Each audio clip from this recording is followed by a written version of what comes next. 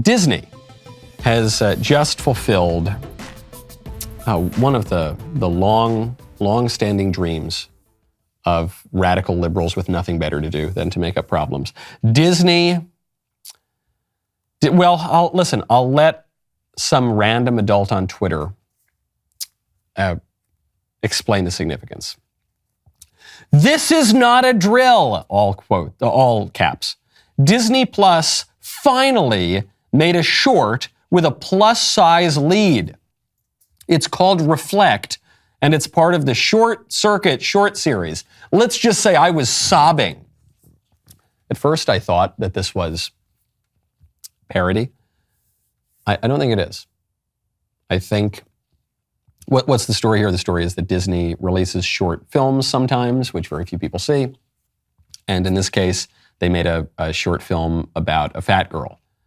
And this does not seem like international news to me, but it was trending on social media. There's been a lot of commentary about it. This is supposed to be very, very significant. And apparently it's very, very significant to this woman. Not a drill. Finally, they've finally made a short film about a fat girl. I didn't know this was something we were all longing for, that anyone really was longing for, but it finally, and this one was brought to tears over this, sobbing.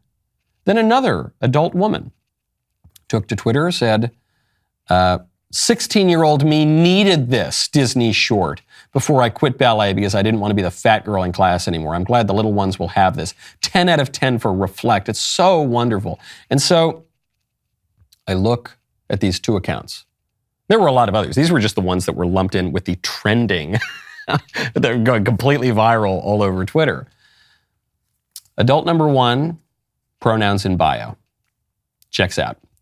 Adult number 2, pronouns in bio, self-identified dog mom, and a teacher. So that's good. This is who you want educating your kids, right? You always want the pronouns in bio educating your kids, right? No, I don't think so. I don't have much of an opinion about Disney making a short film about a fat girl. Okay, that's fine. I don't watch short Disney films. I don't watch new long Disney films. That's okay. Though I have opinions about a great many things, this is not something that I have particularly strong feelings about. However, I do have strong feelings about childless adults who are completely obsessed with Disney. And more broadly, I have strong opinions about childless adults who are obsessed with children's things. That's weird. You shouldn't do that. I have friends of mine who, as adults, childless adults, sometimes even just alone, will go to Disney World or they just can't wait for the next children's movie to come out. And they're going to go see the next children's movie on the first day of the movie. Or they buy toys. They buy children's toys for themselves just to have the toys. And so they get to play with the toys. And it's not just a few weird people that I'm making fun of. This is a social phenomenon that seems to be growing, in particular among my generation, the millennials. And it's really weird. And it's obviously related to the fact that our generation is not having children. And they're not getting married, and they're delaying everything, and they're not having as many kids, and they're not having kids at all in many cases. And these are obviously related. Because there actually is something natural about wanting to experience childhood things as an adult. That's called nostalgia. That's totally normal. And there's a way to do it. The way to do it is to have kids, and then you get to experience it with your kids. You get to take your kid to the Disney movie. And that's not something that I'm exactly eager to do, but maybe I'll get a kick out of part of the movie. Or, you buy your kid toys, and then you play with the toys with the kid. And that actually can be kind of fun. That's good. That's the right way to channel your nostalgia for childhood and to keep your imagination alive and all these things.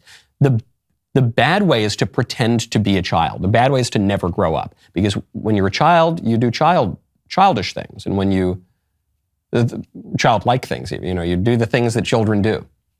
When you grow up, You're supposed to, when you become a man, you're supposed to put away the things of a child.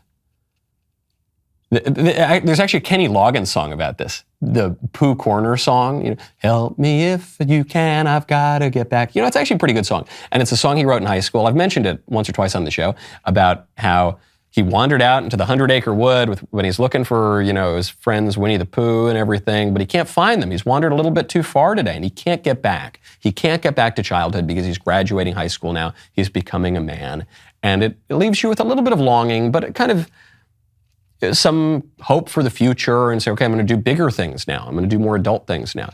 And then when he had children, Kenny Loggins, he added a verse to the song. And he said, I actually did get to go back to the 100-acre wood because now my little kid has my little Winnie the Pooh bear, and he's hugging him, and I get to see the world again now through his eyes. Wow, what a wonderful thing. But don't, for goodness sakes, people, don't be overgrown children. Whatever, who cares about the fat girl in the Disney movie or the short film or whatever? That doesn't matter.